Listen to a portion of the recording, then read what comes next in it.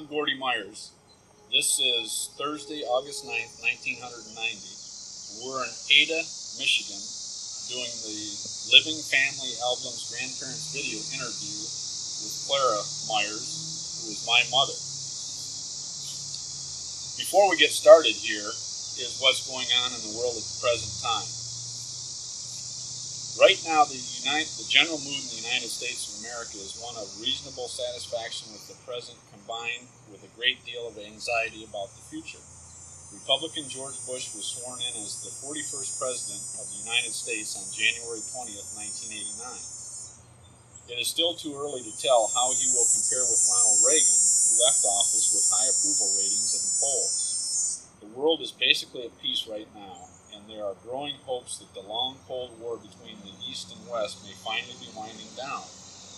There are still more than enough atomic weapons in the hands of the United States and the Soviet Union to destroy all of civilization, but concern about nuclear war is lower than it has been in many years. The future of the Soviet Empire is uncertain. The communist bloc is experiencing severe economic problems and internal conflicts between ethnic and national groups. The new Russian leader, Mikhail Gorbachev, is trying to reform the communist system, but many observers in the West doubt that he can succeed. Most Americans are optimistic about their own lives, but worried about the future of the country. It is a time of great advances in technology, but also of skepticism about technology and its side effects. At home, the U.S. economy is currently enjoying the longest peacetime expansion in its history. However, there is much concern over the nation's large budget and trade deficits. The average American is living longer and healthier life than ever before, but there seem to be more things to worry about as well. Illegal drugs and drug-related crime are destroying our inner cities and threatening our youth. International terrorism is claiming the lives of innocent people. Our public schools are declining in quality. The middle class is said to be disappearing, with the rich getting richer and the poor getting more numerous. Homeless people are roaming the streets in increasing numbers. Even though at about $1 per gallon gasoline cost much less than 5 years ago, some analysts are predicting another energy crisis for the 1990s. The pollution of our environment seems to be getting worse, with the possibility that a greenhouse effect will overheat the earth and chemicals will destroy the ozone layer, which protects us from harmful ultraviolet rays. We seem to be in the early stages of an epidemic of an incurable and invariably fatal disease called AIDS. Summing it up, it seems to us that we are living in a time of peace and relative prosperity, but with many problems to overcome.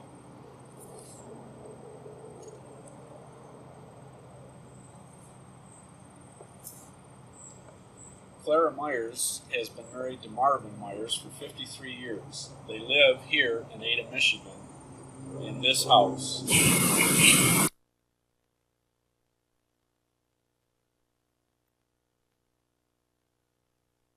Welcome, Mom.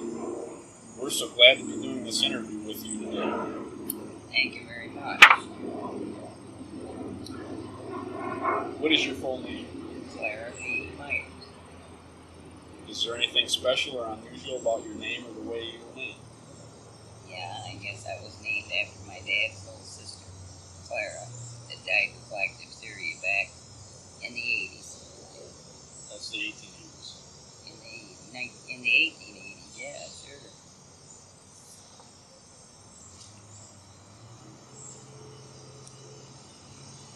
When and where were you born? I was born May the 6th in 1914 in Alpine Township, which is, if our house was on the other side of the driveway, I'd have been born in Sparta Township, Michigan. That's about 15 miles northwest of Grand Rapids, Michigan. Okay. On a big farm. Do you have any brothers or sisters? And what are their names and ages? I had 4 brothers. My eldest brother was John Milo.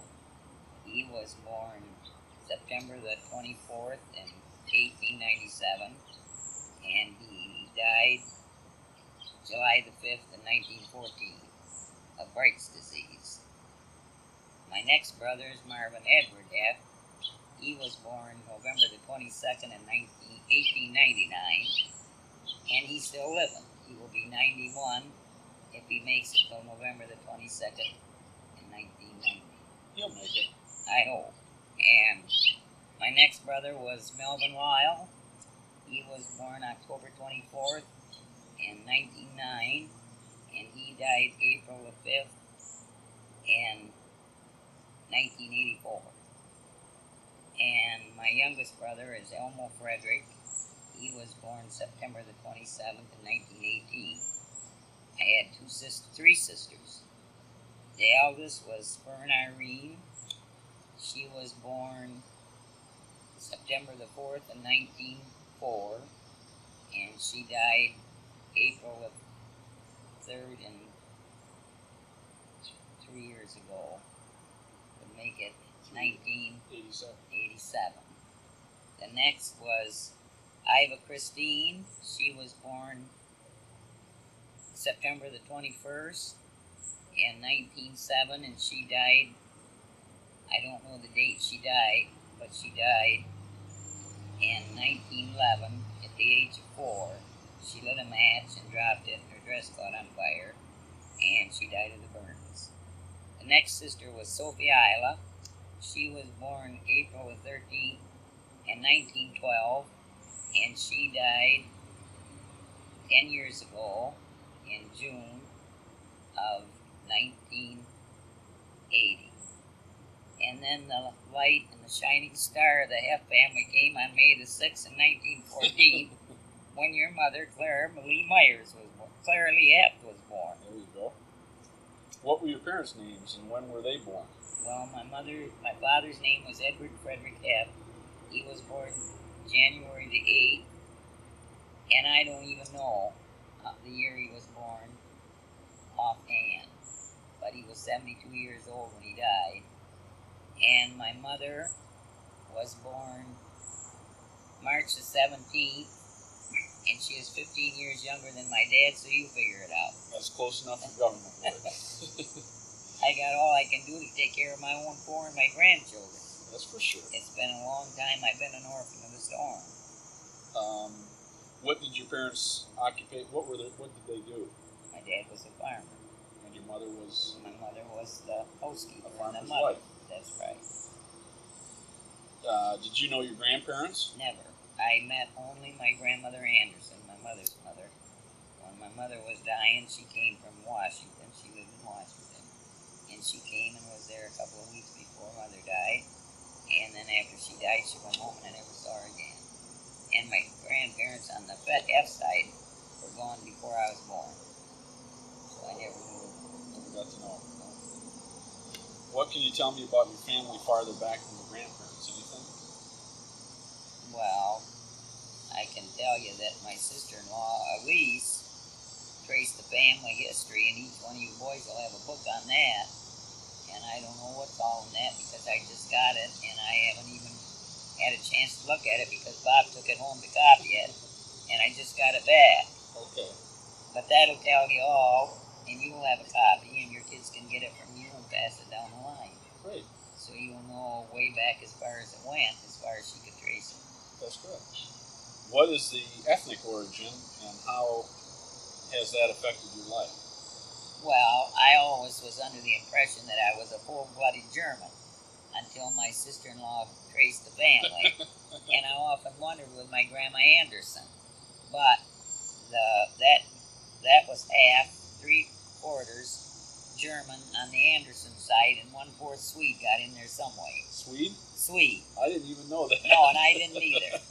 And so I guess you'd say, being 3/4 German on my mother's side and full-blooded German on my father's side, I'm still a full-blooded Kraut. As close as you can be. Yeah, and no, I never had no trouble with being called a German or a Kraut. Quite proud to be a German. This was long before Hitler's time. That's true. And Hitler was not a German. He was Austrian or something else, so don't blame that onto the Germans. Is there anything else you can share with me about your family history? Any unusual events or famous persons? Is your family well known for anything? Well, does that mean my immediate family, my brothers and sisters, or does that mean my children? Well, Or I'd does say that mean what? this goes back to your immediate family, your parents or brothers and sisters, and then we'll get to your children later in the interview. Well, I guess the only one that really, out of our family, got an education to become a professional was my sister Isla. She was a registered nurse. My brother Marvin went to Michigan State on some kind of an agricultural deal. I don't know what that is because he's 15 years older than I am. And I never got to go to college, nor did the other ones. Okay. Now, Mom, I'd like you to think back to the earliest thing you can remember. The earliest thing I can remember, and it's very vivid in my mind, is when my baby brother Elmo was born, and the doctor came and said, "I have your baby brother in the satchel." And I waited quite a while, and he came downstairs and told me I could go up and see my baby brother. And I often wondered afterwards, as I grew up and knew where babies came from, what would he have done if that would have been a baby sister? How would he have gotten out of that jam? And that was, and I'm 4 years older than Elmo, so that was at 4 years old. Because that was an outstanding deal. Maybe I could remember something from younger than that, but it wasn't outstanding, so I don't recall anything before 4 years old. Well, that's a long time ago. That's a long time ago. What else do you remember about the time before you went to school? Well, the time before I went to school, when you live on a farm, each one has chores to do. And I don't know, you just played and did a few chores, gathered the eggs and fed the chickens and tra-la-la. Tra-la-la. Where did you live when you were little? I lived at the same place I was born until I left home. And what did your house look like? My house was a beautiful house. It was a big white home with white doors down the front. And the nicest thing about it was we had dark woodwork that was all hand carved back in those days. And we had a winding stairway that you could slide down the railing. And it was a nice home, very nice home. My dad was a very shrewd and wealthy farmer. Raised us very well. We always were well fed, well clothed, well taken care of. Well, that's good. Did you go to any school before elementary school? No. Kindergarten was the first thing I went to. And when I got there, my sister 2 years older, I'd memorized everything. And so when I got, I guess, and I don't know if you read Icy Spot in the kindergarten or whether that was the first grade, I could read the whole book, and when the teacher said point to Spot, I didn't know Spot from cat. I'd memorized it.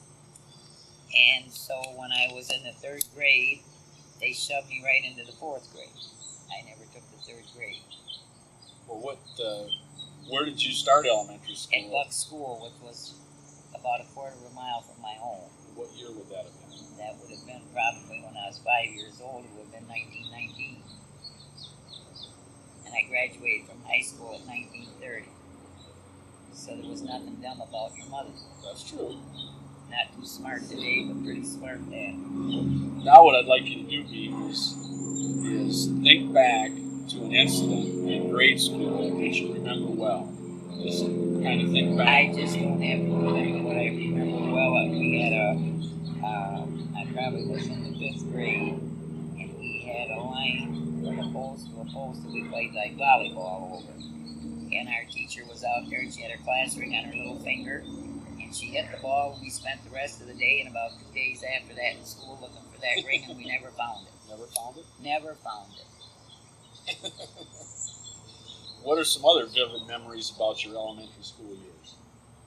Well, I remember that Wilbur Reister threw snow at Elmo, and he was just a little guy in the kindergarten, I think. So I had to take him down and wash his face with snow. I remember that. And outside of that, I guess it was just everyday whatever goes on in school. And as we lived right closest to the school, the teachers were from Grand Rapids usually. And my brother Marvin would go to Englishville and meet the train and pick her up on Monday morning, bring her to school, and she boarded at our house. So I didn't only have the teacher at school 8 hours a day, I had her at my house all evening. So you had to be good in school or you knew about it. That doesn't sound like much of a deal. No, but that's the way it was back in those days. They didn't have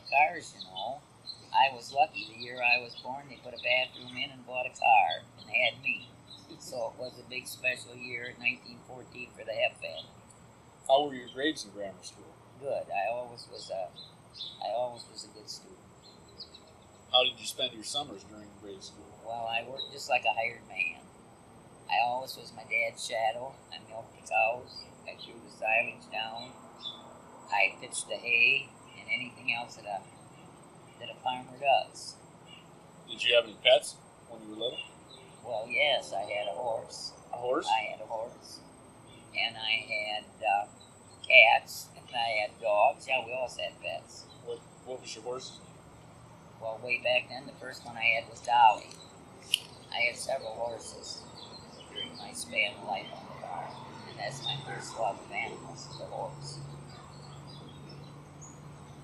Well, you growing up, did you have any sense of whether your family was rich or poor?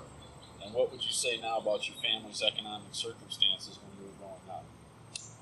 No, I didn't think we were rich and I didn't think we were poor, because back then money was pretty scarce anywheres, but we always seemed to have enough money. So back in those days, they didn't discuss financial things like they do in front of their children today. And as long as I had a good bed to sleep in and clean clothes to wear, and my dad always bought the best shoes, because he said if you buy good shoes, they'll outlast 5 pairs of cheap shoes. And I can remember he always bought me good shoes, and I had to wear them longer, of course, but the girls I run around with would get 98 cents a pair of shoes, and they looked like the devil from the time they put them on, and about a week after the sole was off from them. So my dad was right. That you get just, he always said, you get just what you pay for unless you're buying a luxury, and then you get gypped every time. And I think that was good advice. Were you happy as a young child? Very. What would you say about your relationship with your parents? Well, I got along. I never had no trouble. I never got a spanking. My dad would maybe pinch my ear once in a while if I got out of hand for some reason, but we were really pretty good kids. We didn't have everything like the kids have got today. We didn't have funny books to read. We didn't have radios to listen to. We didn't have television to watch. We didn't have videos. You had to create your own fun. And it was, all the neighbors were like family. And the neighbors would get together, and parents would play cards or chat, and the kids would play games. Any kind of a game like spin the bottle or checkers or some kind of card games. And so nobody knew any different. That was a fun time. Sounds like it. Probably sounds boring to my great-grandchildren over there, but that's the way it was years ago, you know. What else could you do? Well, let's move on to the high school years. Where and in what years did you go to high school, and where did you live during this period of time? I went to Central High School in Grand Rapids for my first 3 years, and I lived with my Aunt Sophie on Lake Drive and walked to Central High School. Then my dad needed a hired man at home, so I had to go back home and graduate from Sparta High School in 1930.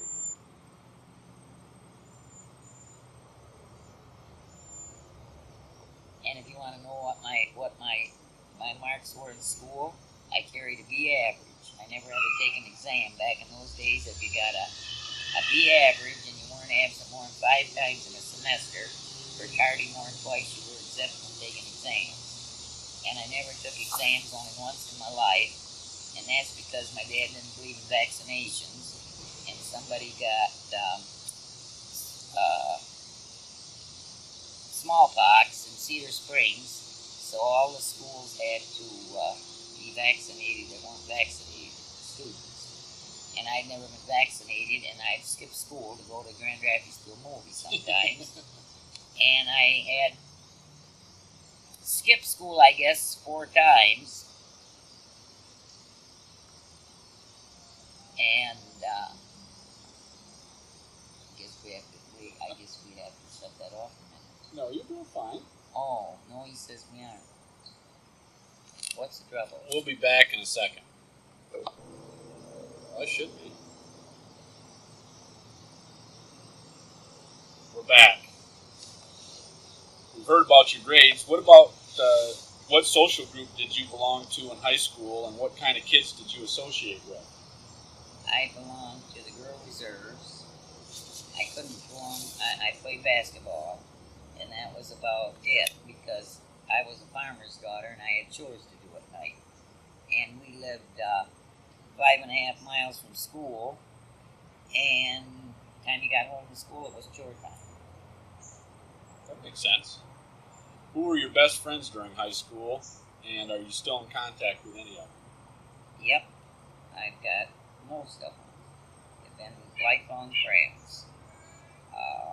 You don't need the names, do you? I think we'd like to hear the names. Some of your best friends. Well, Alma Metzger, she's still living, and I see her every summer. She lives in Colorado. She comes back to Michigan for a visit and always looks me up. Marie Finkler, she lives out at Sparta. She's still living, and we talk and we go out for lunch during the summer and visit on the telephone. And Dorothy Schindler, she's still living. And Sis Mumber, that we always call Sis, her name was Esther. We just lost her here 3-4 months ago to cancer. And they're almost all of us are still alive yet, but they've all lost their husbands, or most of them have lost their husbands, so there's widows. Now, I didn't go to school with Ethelyn Brechting. She was one of the twins that you know, my whole family knows, or knew, and I still talk to her every day, and we get together and do things together, and so they're lifelong friends. And I could go on and name a whole lot more, but I mean, the names wouldn't mean anything probably to anybody from here on out. Did you have a favorite sport, and were you on any teams? Yeah, I played softball, and I that was my favorite sport. I can remember playing softball with you when you were right. kids. I was a good one. Good softball. I could hit her hard. Who was the first boy you ever seriously kissed? How old were you, and what were the circumstances? Oh, that I seriously kissed. They probably weren't any of them very seriously. I had a lot of boyfriends. I have to think back. I think probably Freddie Grace, which is a big doctor today, and I guess I should have made that kiss last. That was one of the mistakes I made in life, I guess. And then I went out with a lot of them, but none of them very serious. Just a fun time. Did you attend your senior prom? Certainly. Who was your date for the senior prom, and what was it like? Dr. Freddie Grace. Oh, is that when you got your first kiss? It probably was. He wasn't a doctor then. What was it like? It was like a fun time. You were all dressed up, and they had the big band, and we had a big banquet. It was pretty nice. Where did they have the proms in those days? Right in the high school gym. And I suppose it was all decorated? Well, yes, and you didn't drive up in a limo. You were lucky if you got there in a Model T. Or somebody's truck, the dad's truck. Well, if you could have changed one thing about your high school years, what would that have been? What would you have changed out of everything that happened in high school? Oh, you're talking back 50, 60 years ago. What would I have changed? I don't think I would have changed a thing. I was happy all through high school, and it went well for me, and I didn't have any problems. Well, that's great. I was a good student, and it came easy. I never had to take any homework home. I couldn't have had time to do it anyway, because I had to work.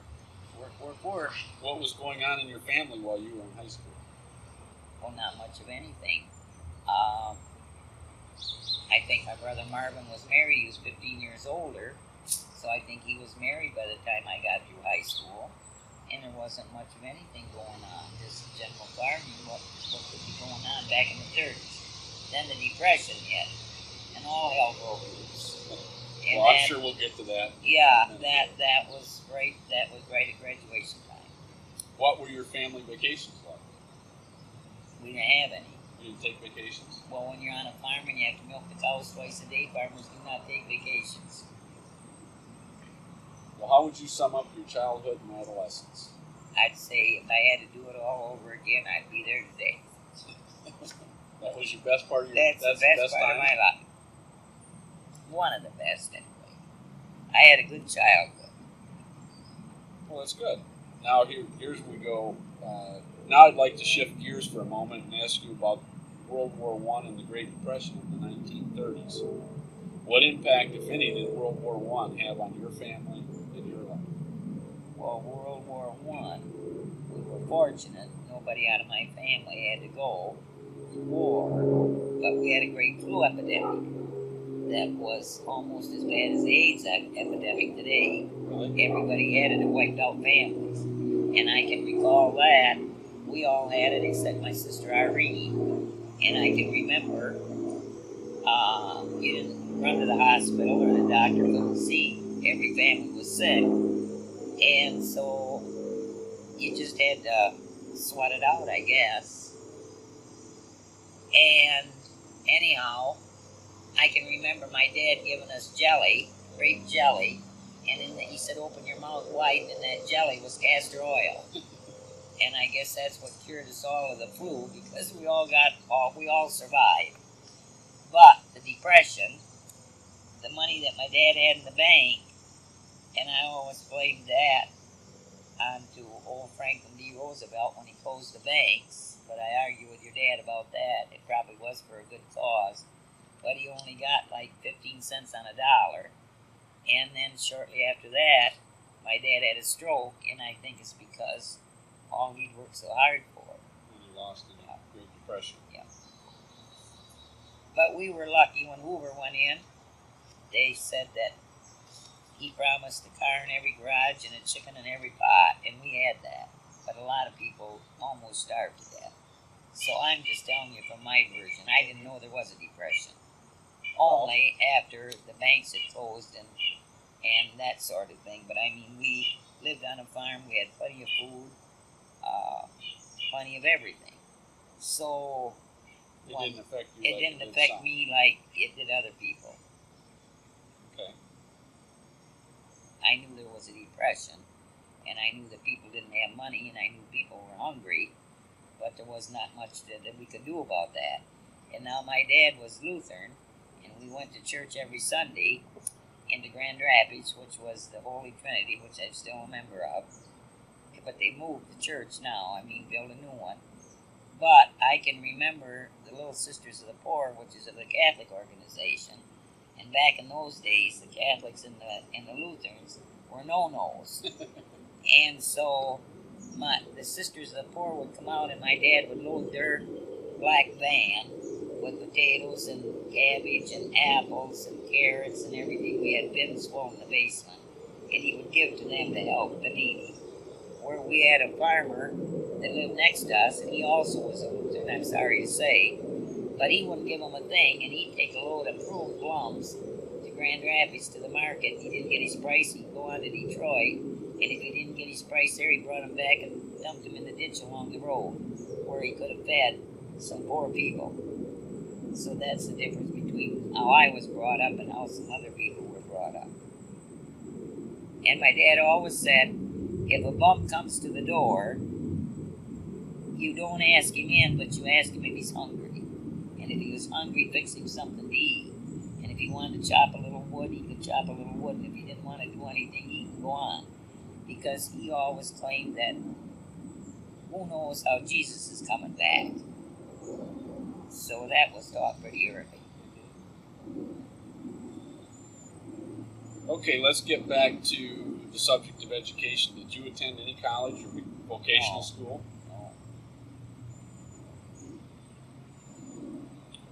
No. If so, when and whoops, wrong one.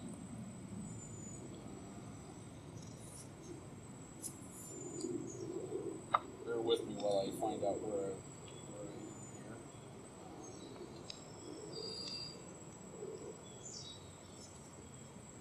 Military service. You weren't in the military, were you? Well, here we go. How old were you and where were you during World War II?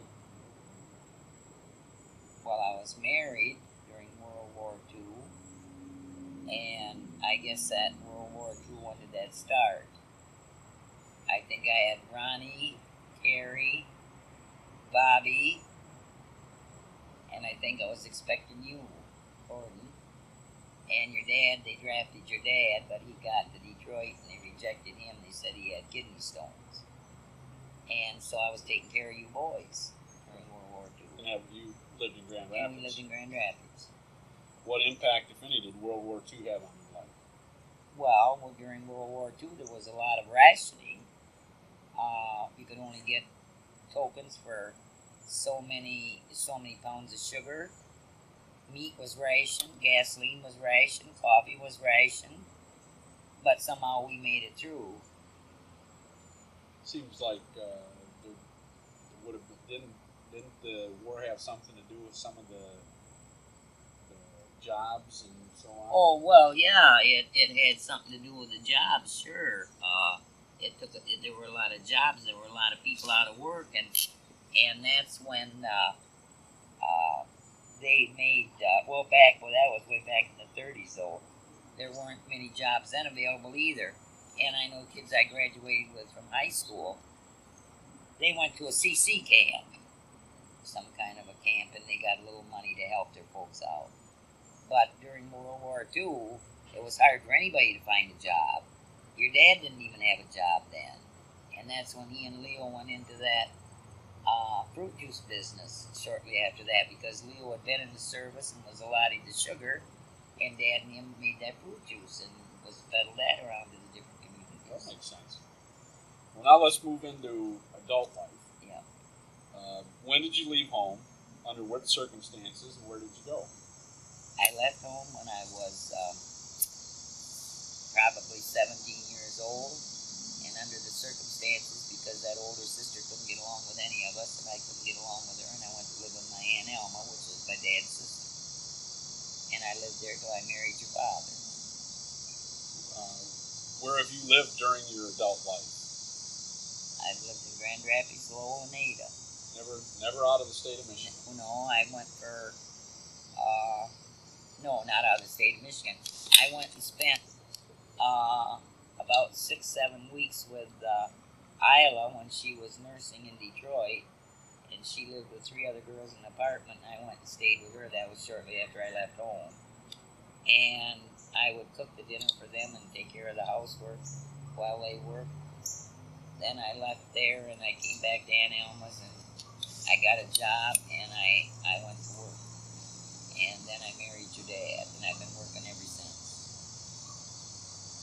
Well, you just answered the next question, so let's go on to career. What was your first job after you left home? My first job after I left home was because I had a guardian, and he sent me up to Hart, Michigan, to the J.P. Morgan cherry factory. And I sat at a table with a scale, and those girls pitied the maraschino cherries. And if they were perfect, they got less for a perfect one than they did broken, because the broken ones, they had more broken ones.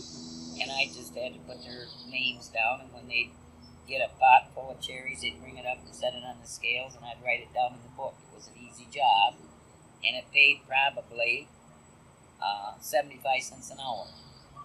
75 cents an hour? That's a lot of money, though. Well, it wasn't a whole lot, but I had to pay room and board and Hart because that was a few miles from home. And I stayed there during the cherry season, and then I came back, and I worked at Doler Jarvis for a while in the shipping department, and it was there that I was working when I met your dad. Did you enjoy your work at Doler Jarvis? It was fun. I had fun wherever I was. Okay, what was your next job? We're not going to let you off that easy. My next job was I raised you boys, and then I think the first job I had after you kids were all in school, I sold Emma's jewelry at night, party-wise. And then after that, I guess my next job was working in a nursing home, taking care of elderly people. How about the dime store? Well, then after that, then I went to work at the dime store, and I worked there for a while. Then I left there. I never got fired from a job in my life, and I probably should have been fired from a lot of them. But I wasn't, and then after I left the dime store. I picked apples out to John Timpson's. And I went to Amway. And I worked at Amway for 7.5 years. And I left there because I had claustrophobia and they kept putting me in a corner. I couldn't see out. And I left there, and from there I went to driving the Grand Rapids Public School bus. And I did that for 10 years. And then I fell downstairs and broke my neck, and then I retired at the age of 65.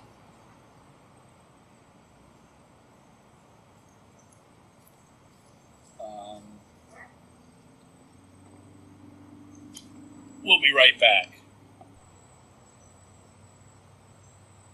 We're back. Now, we were just talking about your various jobs, and I wanted to ask you, what about your career have you found the most satisfying? Of all the jobs you had, what was most satisfying? I guess you could say driving the school bus and carrying the handicapped children.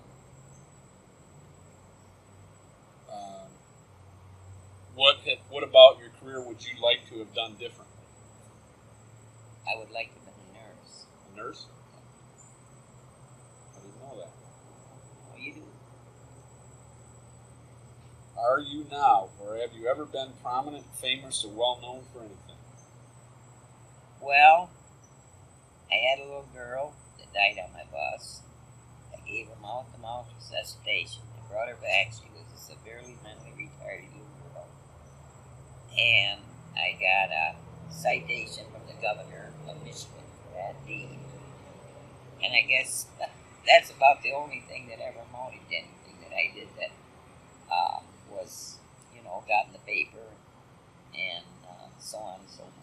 Well, I wouldn't say that's the only thing you did that was important, but that's an important one. That was an important one. I don't know. Over a period of years, I probably have done a lot of important things for different people, but to me, it's just a way of life. I don't call them important to me. I'm glad to be there to help anybody. Now we're going to move on to politics. Okay. The last time you voted in a presidential election, who did you vote for and why? George Bush, because he was Republican. It's like your religion. Once you're a Lutheran, you're always a Lutheran, and once you're a Republican, you're always a Republican. But I could be swayed.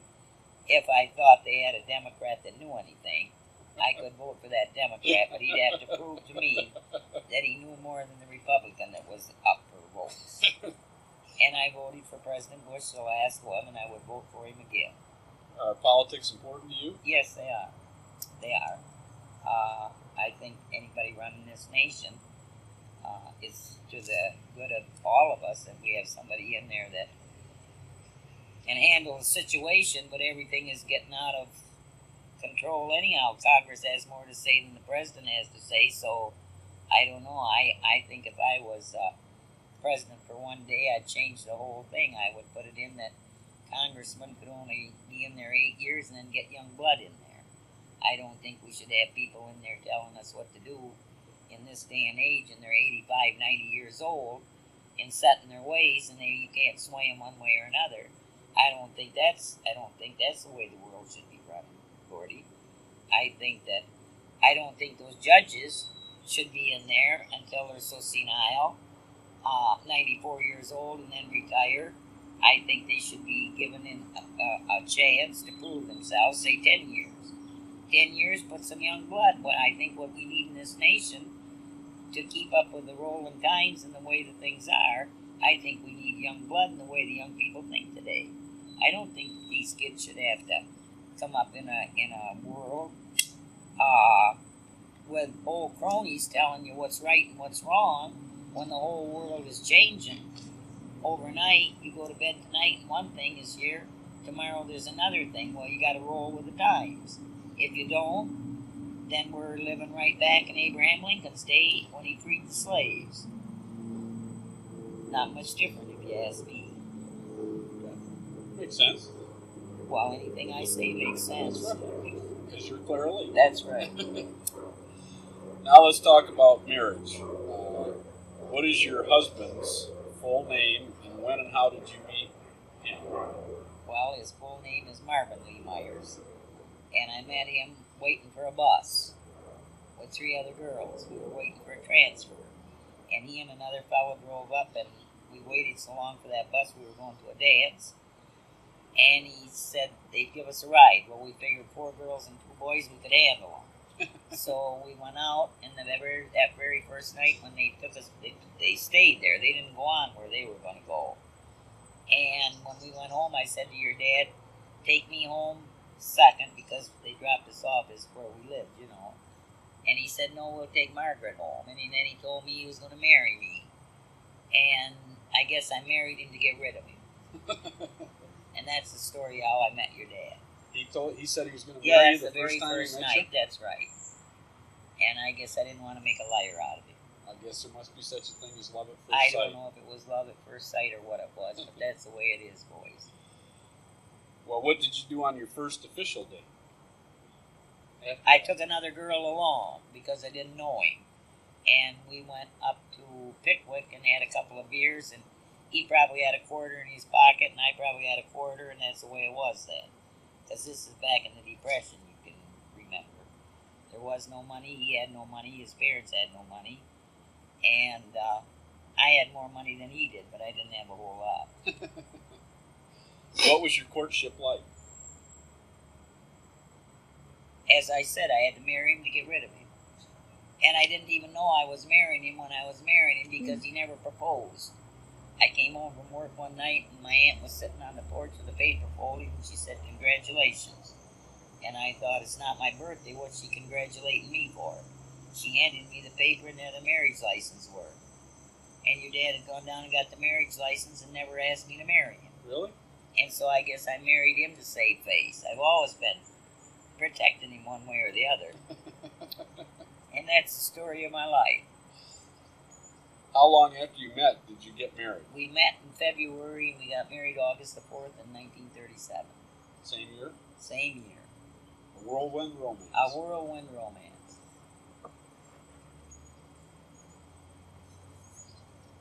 I guess I was tired of living with my aunt and uncle, and I guess he was tired of living with his dad and mom, so we decided we'd get married, I guess. What would you say is the most important thing about choosing a husband or wife? Not necessarily the most important thing in choosing yours, but the most important thing in choosing a husband or a wife. Well, I tell you, I'm a little more modern than they were in my day. I would not object to my sons living with a woman for 6 months prior to marriage to see if they could get along. I'd much rather that happen than for them to get married and get a divorce. I'm not a great believer in divorce. I think that once you make your bed, you're supposed to lay in it. But that's rolling with the times now. The times are altogether different. There were no divorces back in my day. Nobody got a divorce. If you got a poor one, you stuck with it, whether it was right or wrong. And you made the best of it. But today, they get married and they live together 2 months and they don't get along and there's a divorce. And so, I don't know what I would say about that. I would just say that I think that people that get married ought to have something in common. I don't think a highly educated person should marry somebody out of the streets, no matter how much they love one another. But I just don't think that would ever. He would be embarrassed or she would be embarrassed, vice versa. I think you got to have something in common to hold that together, some bond. And if you have children, you got those children to help hold a marriage together. And outside of that, I don't know what to tell you. In what ways has marriage turned out to be different than you expected? Well, never being married before, how would I know what marriage was to be expected? Well, didn't you have an idea what married life would be like before you got married? Well, I just thought it would be the natural thing to do. And every day is different, so I don't know as I expected anything different. Okay. I would have liked a lot of things to be different, but you just take it one day at a time. You know, make the best of what you have and do the best you can, and don't know what else to say. All right. Let's talk about your children. When were your children born and what are their names? Well, My oldest one is Ronald E. Meyers. He was born October the 25th, 1938, and he's a doctor today, which we're proud of. Next one is Terry Lee Meyers. He was born December the 9th, 1940, and he's a mechanic with the School Board of Education, and we're proud of him. The next one is Robert Leslie Meyers. He was born January 1st in 1944, and he was a patrolman, police officer until he got hurt, and we're proud of him. And the baby is Gordy, and he was born on December the 20th, 1945, and I guess he's in the warehouse business in California, and we're proud of him. And we're proud of all four. They never brought us a great deal of hardship. They were pretty good kids, if you ask me. When I see kids today, I think I had super kids. I'd like you now to think back to the day your very first child was born. Well, I remember that distinctly because I had no idea what having a baby was like. I didn't have a mother to talk to. I didn't have anybody to ask questions. And I didn't know, and I got a cramp in my stomach, and I thought it was an apple I ate. So I went to the I called the doctor and said I had a cramp, and he said come to the hospital. So we went to the hospital at 11 o'clock at night, and they kept me there till 2 the next day, and Ronnie was born at 2:10 or something like that the next afternoon. And it was a horrendous adventure, but it was well worth it. I guess the doctor wanted to buy him. I had all pretty children, all pretty babies. What are some of your special memories of raising your children? Well, I always had you home. I didn't let you roam the streets, and if you recall, Dad would come home and say, what are all those kids doing in our yard? And I said, never mind, I know where mine are, and if I know where they are and who they're playing with, I know what kind of kids they're playing with. And so it wasn't too difficult raising you boys. What is the best thing about children, and what is the most frustrating thing? The best thing about children is if they respect their mother and their father. And the most frustrating thing is that they talk back to you and sass you and don't do what you ask them to do. I think that all children should respect their mother and father, no matter whether they like them or they don't like them. And it frustrates me. That's one thing, you kids didn't talk back to us when you were little.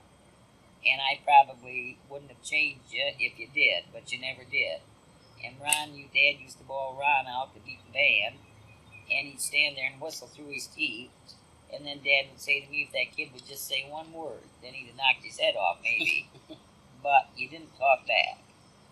And I don't think any child should talk back to their mother and father. I think it's disrespectful, and they can say it under their breath all they want, if you can't hear it. But you know how it is with kids when they talk back. That I don't approve of. What about grandchildren? What's it like being a grandparent? It's the greatest thing. I say that's the interest on our money. Well spent. I enjoy them all. And great-grandchildren, that's compound interest. If you live so long to be a great-grandmother or grandfather. Now, Mom, I'd like you to move into a different subject area that's of your interest. Travel. Do you enjoy travel, and where have you gone? Yes, I would travel more, but your dad's a poor traveler. I would like to see many places. I would have liked to see many places. But in the last 10, 11 years, we've been to Florida, we've been to Phoenix. I've been in my life, let's see, I've been to Michigan, of course.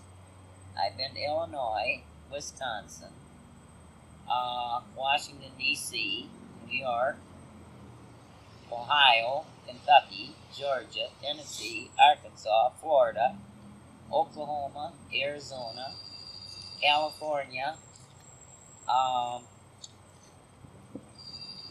let's see, what else? Oh, Washington, Oregon. I've never been, Colorado, Montana, North Dakota, South Dakota, Minnesota. I've never been to Virginia. I've never been to Utah. I would like to go to Utah because they say it's beautiful. Well, it's California. I've been to California. Well, drive out there and you go right Yeah, through I know, but we always went a different way. But I would like to go to Utah. And there was lots of places I would have liked to stop and seen scenic things and historical things, but Dad never wanted to stop. So we just buzz through those states and say I've been through those states. What would you say has been your greatest adventure thus far? My greatest adventure. Greatest travel adventure, I guess, is a better way to put it. Well, I guess adventure of any kind. Well, there wasn't many adventures in my life, but I think being able to go to Florida for the winter, or being able to go to Phoenix for the winter, and to come to California to your house for Christmas, those were pretty nice adventures. Okay. Let's talk about your interests. What are your interests and hobbies, and what do you like to do for fun? Well, I like to play cards. I like to play bingo. That's for fun. It's just stage of the game. I used to like to golf, but I couldn't after I broke my neck.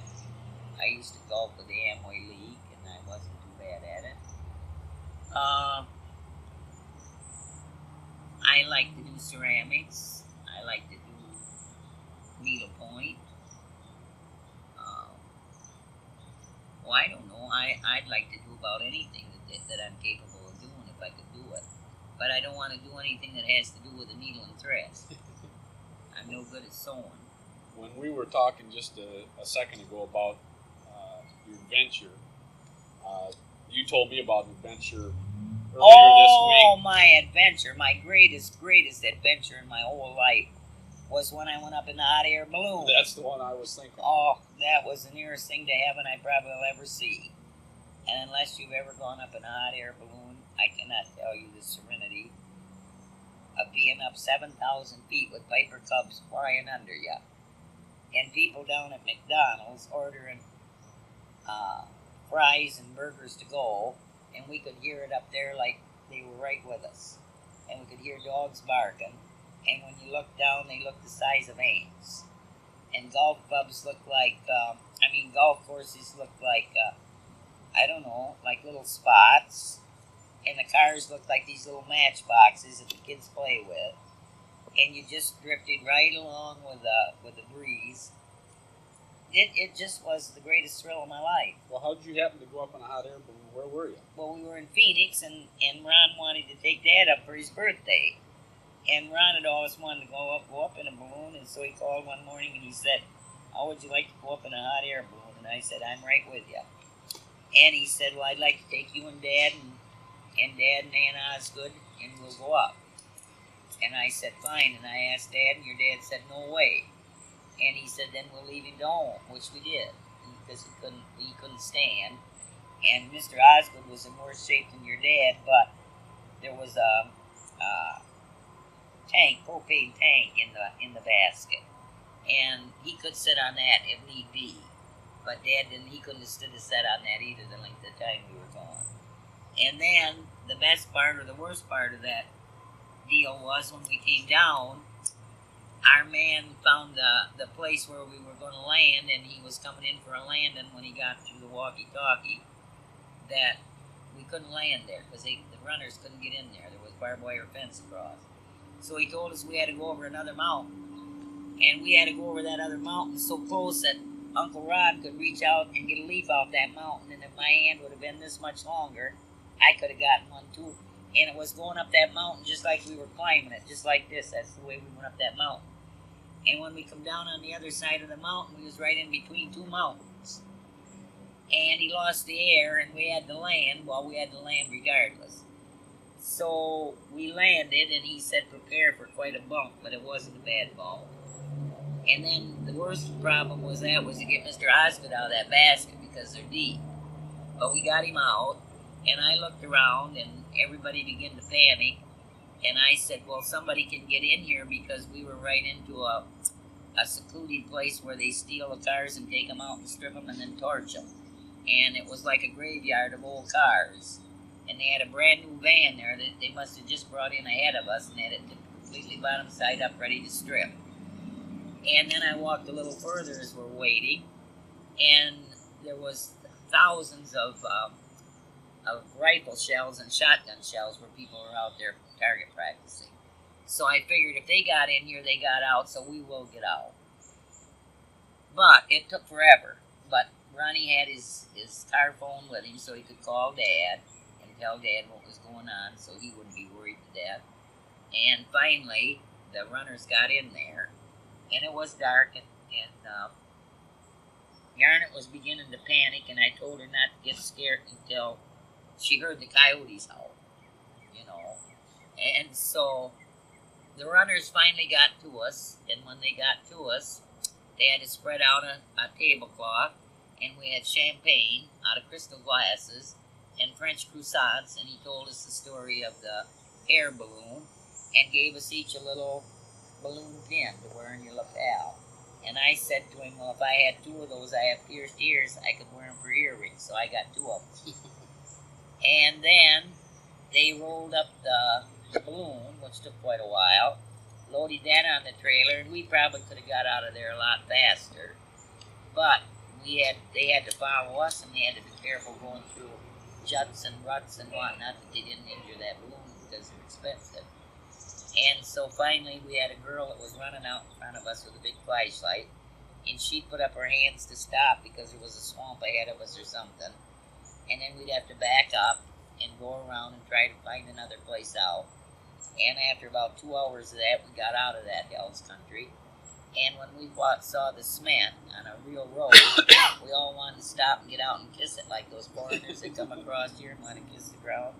And that was the greatest adventure of your mother's life. I forgot that was an adventure. That was a thrill. What organizations, if any, do you belong to? I belong to the Women of the Moose. That's the only one? That's the only one. And you used to belong to the Blue Star Mothers? Yes. Back when you had sons in the service? Yeah, that's right. Okay, let's take stock. And I would like you to take stock for a moment. And as of this point of time, has your life turned out as you imagined that it would?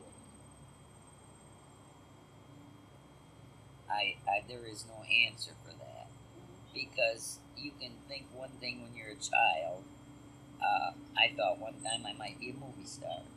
Really? Well, certainly. I think every little girl thinks she'd be a movie star.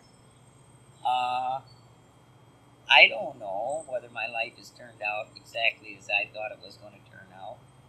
But all in all, it hasn't been too bad. I've been blessed in many ways. What do you think has been your greatest accomplishment thus far in your life? Trying to keep poor boys out of jail. I think that's quite an accomplishment, that you have 4 sons and they don't go to jail. That's true. What has been your greatest disappointment or frustration thus far in your life? I think I'm in it right now. What's I that? think the frustration is with this head of mine. I don't know what's going on. Getting older, you mean? Well, I'm not only getting older, but I've been healthy all my life, as you know, Gordy. And when I get up and have attacks like I had again this morning, and that's really frustrating, because I think I should get out of that bed. Now, 2 months ago, I painted that house. And now here I am. If I walk from the kitchen to the bedroom, I'm huffing and a puffing. Now, that's a frustration. Outside of that, I guess there's not many frustrations in life. They come and they go. You know, you think they're frustrations at the time. But I think I've been blessed all my life with good health, and my children with good health, and my grandchildren all with good health. And I think that our little Candy was just sent here for a blessing to our family. I can't be frustrated with anything like that, like some people are. I think she's a joy and an added blessing to our family, because I think it's made us all stop and think how lucky we are, or how lucky they should, or my God, the grandchildren should feel that they're normal children. Because they could have come into the world without a leg or without an arm or blind or deaf. Like I carried all those handicapped children. These kids, our grandchildren, have no idea. what some parents have to go through bringing up a child. And I think with Kimberly too, she's done a great job with Candy. And I think Candy's just a joy to have around. She's at the age now where she gets naughty, but what child doesn't get naughty, you know? I think she's just a sweetheart. What do you think is the most important thing in your life right now? Well, I think the most important thing in my life right now is to stay as healthy as I can stay, and that your dad stays as healthy as he can stay. That's pretty important. I'm not afraid to die, but I don't want to be there when it happens. I agree with you 100%. If we can just stay able to function, not be bedridden, and keep our sanity so we know our own name anyway, then I think that's about all you can expect at 76 and 80. What more can you expect out of life? That's true. What would you have done differently in your life if you knew then what you know now? Gotta blow my nose, kids. I don't know what I would have done differently. I really don't know, Gord, what you would do differently. Sometimes there's a lot of things that you might have done differently if you weren't married and you didn't have children. I might have done a lot of things differently. Well, just pick one.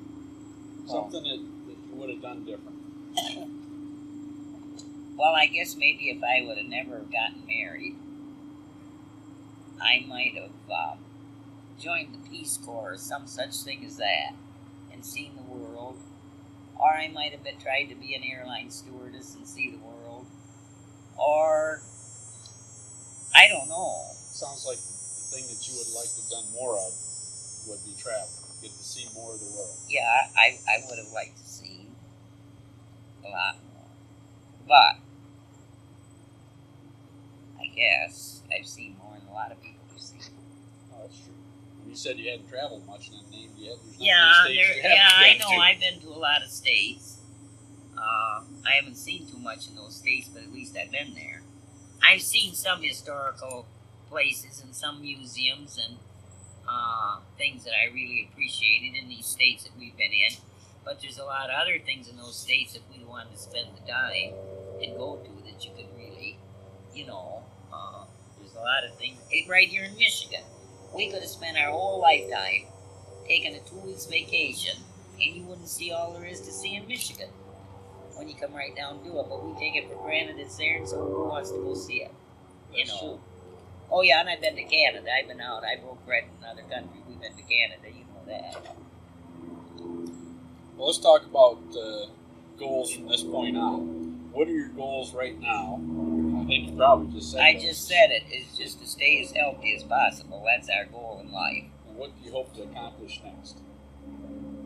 Well, I'm not going to set the world on fire doing anything, I'll tell you that.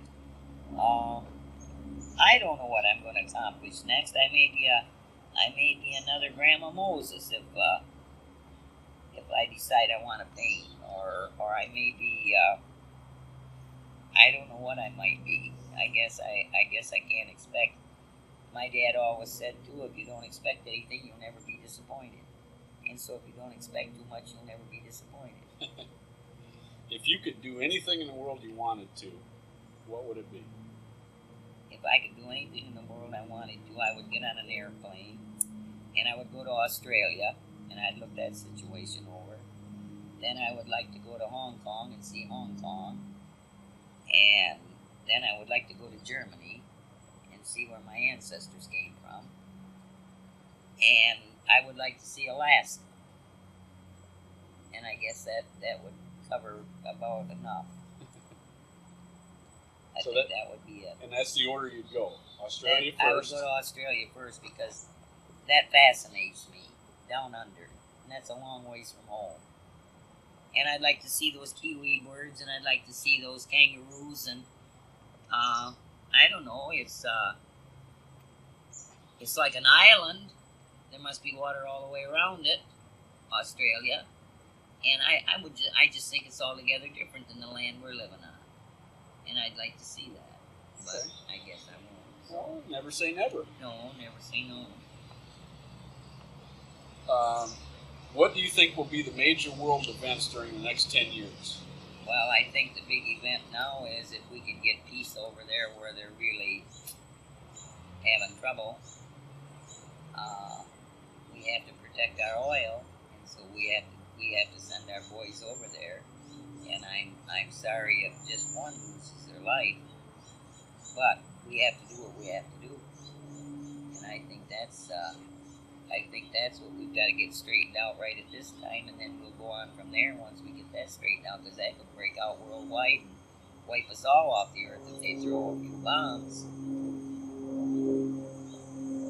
Well, what do you think are the most important things you've learned about life thus far? What are your lessons in life? I think the best thing in life is to be honest. I think honesty, compassion.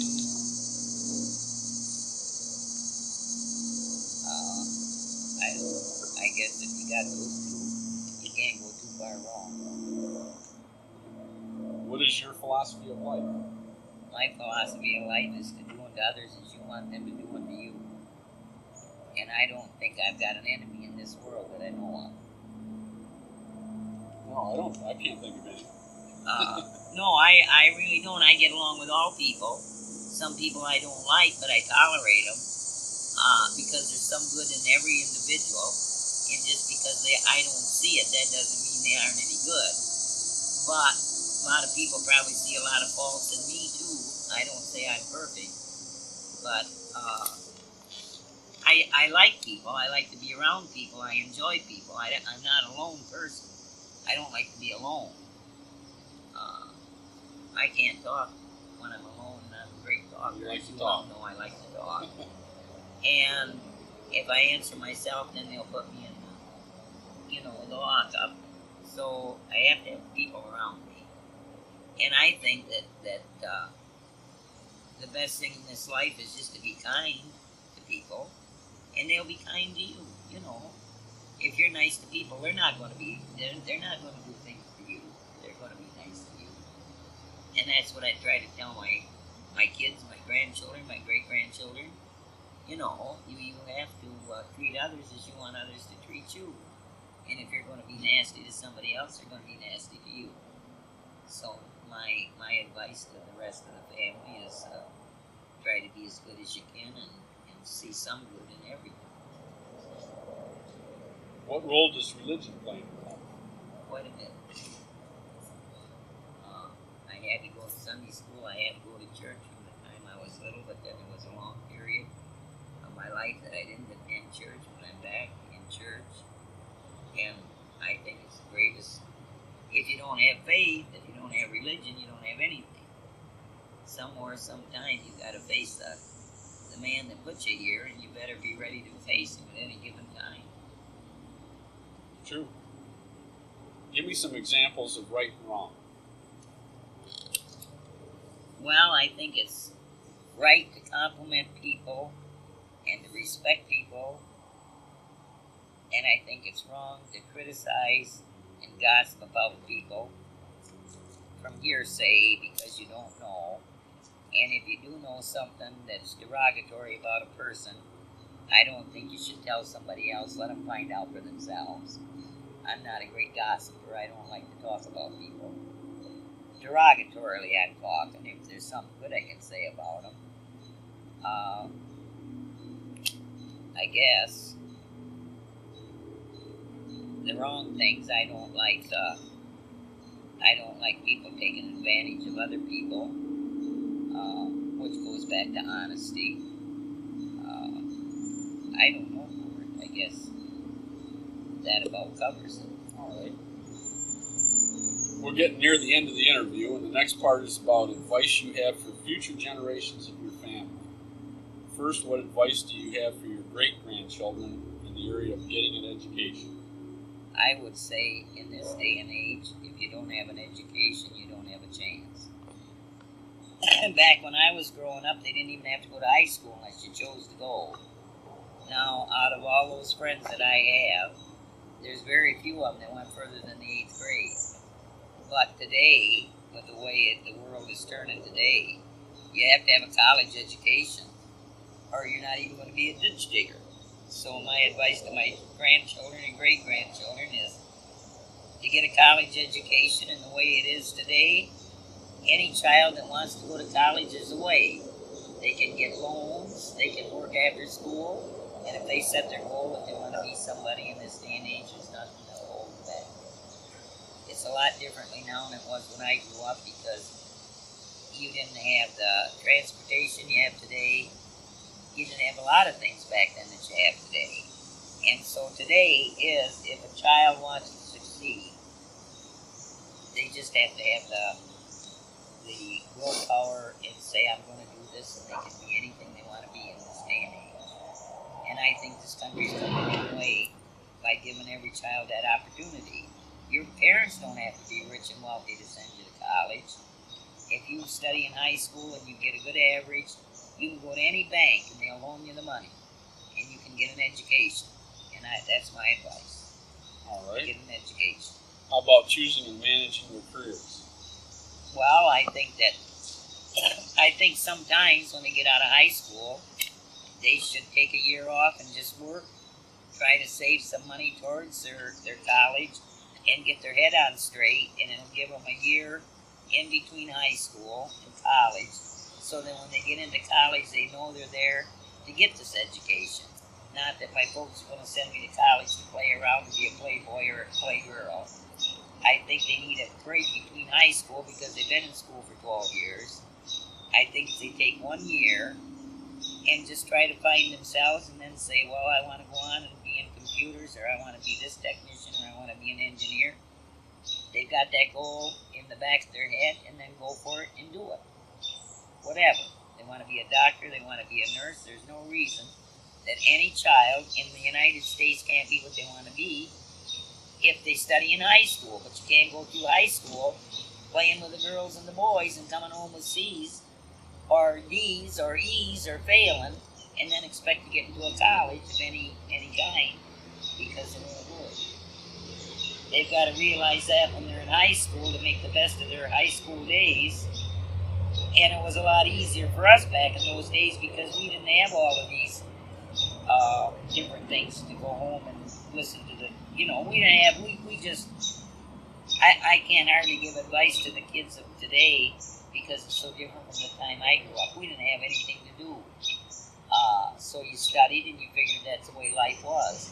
We couldn't come home and watch TV or listen. Well, we got a radio later on, naturally, when they come out. But my dad would tip over in his grave if he saw how the kids today have televisions and all these games they can play on a television.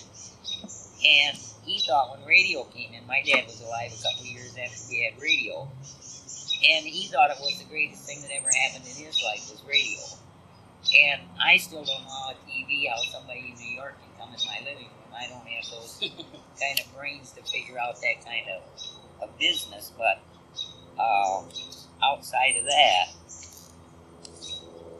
I think that the kids today have too much of everything. Too much of everything.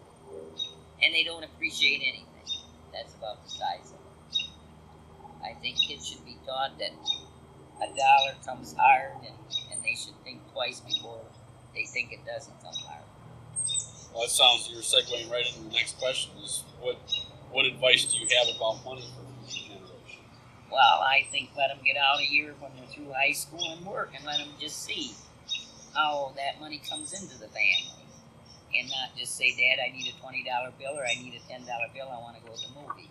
You want to go to the movie, you go peddle papers, or you go do something else and see, and then let me know if you want to spend that $10 to go to the movie. When you kids were little, it would cost $1 for all four of you to go to a movie and get a box of popcorn. Well, $1 was pretty near as hard to come by then as $100 is today. But that doesn't make it that the child should expect the father and mother, to dole that money out. Let them know that money doesn't grow on trees. I got all kinds of trees here, and I never pick any money off those trees. They have to learn to know the value of a dollar. That's the most important thing you can teach your children today, is to know the value of a dollar. And if you're going to reach in your pocket and give them what they ask for every time they ask for it and afraid to say no, you're not only doing an injustice to yourself, but you're doing an injustice to your children. Let them know that they have to earn part of what they ask for from a parent. You owe them just to bring them up and get them through high school. And then you shouldn't feel that you owe those children another thing, but then it's the children's time to turn around and say, I owe my dad and mother something. Instead of the other way around. And I think that if kids learn that today, there won't be any trouble with this world in the future. But I think the kids today is like, you give your kids things probably more than you should because you were deprived of them when you were a child, and that's only human nature. People of your generation say, I didn't have this, so my kid's going to have it. And when they grow up, they'll say, well, I didn't have this and I wanted it, now mine's going to have it. And as I say, pretty soon they get so much they don't appreciate anything and they take it for granted. That's how life is, and life is not like that at all. Because at any given moment, boom, the head of the house could be taken. And then it's going to be a hardship on those kids that have had everything handed to them on a platter, and they're going to have to get out and dig dirt with the chickens or get the best job they can if they don't have an education. So, I don't know. How about love and marriage? Well, I've told you about love and marriage. I'm all for marriage and I'm all for love. But you better know that when you walk up to that altar, it better be a lifetime commitment, or think twice before you walk up there.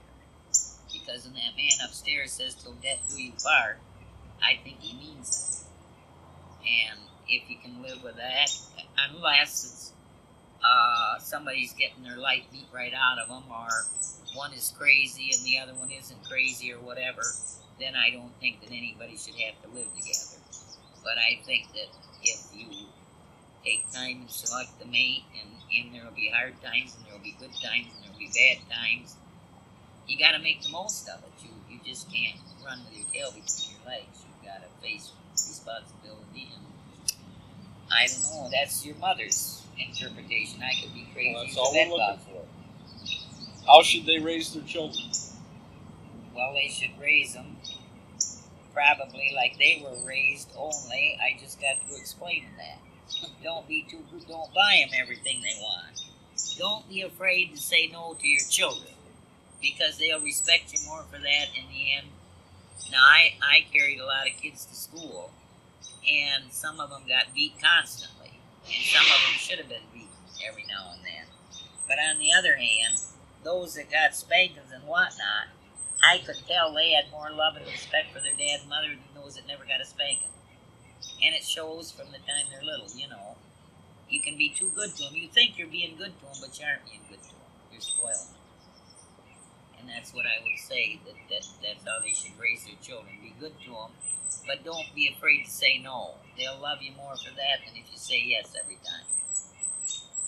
Okay. Well, Mother, probably all of the future generations of our family will watch this tape. This is for posterity. Since you have the opportunity right now, what message would you give to future generations of our family? Well, I would always like to think, now this is going to make me cry. It's okay. I would always like to think that you would all get along and love one another and help one another, and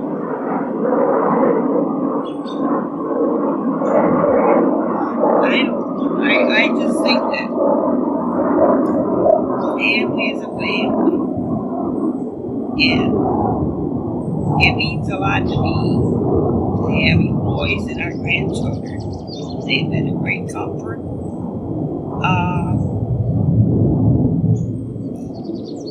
I don't know, I just wish that I could be around to see them all, which I know I won't be, but that's neither here nor there. I would like them to remember me. in a kind way. I've tried to be kind to all of them. And I don't know what else. I always cry, and that's part of your baby's life.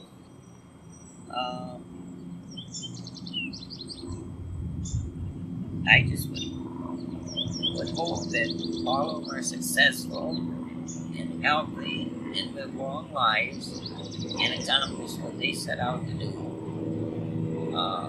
And make their parents proud, as you guys have made us proud. And I don't know what more you can ask.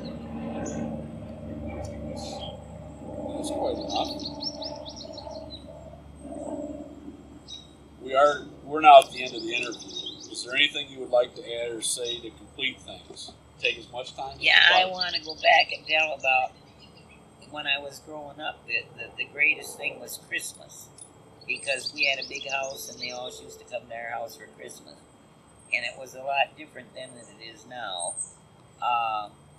Because Aunt Elma's would come by sleigh, and they'd be sitting in hay and covered up with hay and blankets, and they would come and they would stay all night. And Noby Markham, he was older than the younger kids, and he played in a band and he taught music, and so he would always leave. And every Christmas Eve we had oyster stew, and I couldn't eat an oyster, but I ate the milk with oyster crackers in it. But you had all kinds of goodies after that. But that was a traditional in the German family. And then we always had a live Christmas tree that was cut out in the front yard, and they'd bring it in Christmas Eve, and it would still have snow on it. But it had to have snow on it because we had candles that were bigger than this, and they went on a clamp like a clamp clothespin. And you could light those candles, and the tree wouldn't catch on fire because it was wet with snow and green. But you could only light the candles Christmas Eve, which was a big deal. And they would all stay overnight, and then the next day we'd have a big dinner. And you got gifts from, like Aunt Elma had 6 kids. We all each got a gift from each one of those kids, you know. Christmas was a big deal. But back in those days, you could get a pair of slippers that cost a quarter, probably. You know, it wasn't a whole lot of money. It was sort of like the Christmases we used to have when all was around here, you know, with our own family. So that really was a highlight back in when I was little, and I remember. And when I was going to tell you about Noby, he always had to leave. And we little kids would wonder where he was going, and they'd say he had to play in a band. Well, not knowing that everything's closed on Christmas Eve, we thought he went to play in a band. And maybe he'd be gone a half hour, and then we'd hear ho, ho, ho. And you open up the door, and there was Santa Claus, and he was Santa Claus. And that was the biggest disappointment in my life when I learned there was no Santa Claus. Because I'd always thought there was a Santa Claus, and it was Noby Markham, my cousin. So that was a highlight in Mother's life when she was young. And I don't know what else to tell you. I think you've known all there is to know about me. I know that I worked on that farm like a hired man. I could milk cows. I got shut in the silo. That's where I got claustrophobia. And I could pitch hay. I could shock wheat. I could milk the cows. I could pick the apples. I could do anything a farmhand could do. And I loved doing every minute of it because it was outside. I don't like inside where you're... That's why I quit Amway, because I got claustrophobia. Well, I guess it's good that we're doing this outside then, huh? Yeah. Well, no, I'm all right if I got the windows open. Anything else that you want to talk about while we have this chance? Well, I just want to tell all you boys and grandchildren how proud we are of all of you. And continue on the way you're continuing. And I just wish the best for all of you. I don't know what else to tell you. Okay. Now that you made me cry, as I knew I would at one time during the deal. And I'm not a crybaby. I'm not a crybaby, Bobby, in that. Well, I'd like to thank you, Mom, for agreeing to do this interview. It means a lot to me. I've been looking forward to doing this for some time. And this concludes our interview. And I'm Gordy Meyers. And just like on the news, good day.